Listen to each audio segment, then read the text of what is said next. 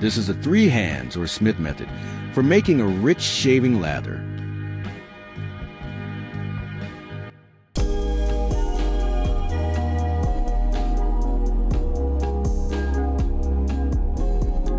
First, take 1 handful of water to moisten your brush.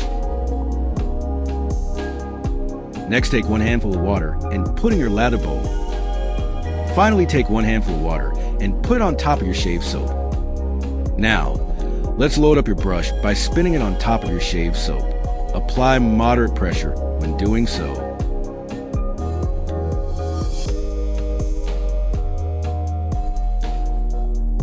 Build the lather by swirling your brush at the bottom of your shave bowl.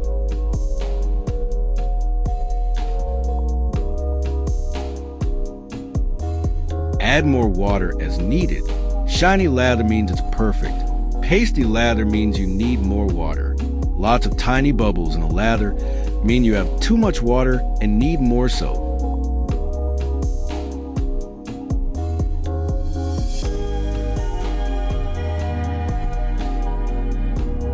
After about 30 seconds, you should have enough soap for multiple shave passes. Happy shaving!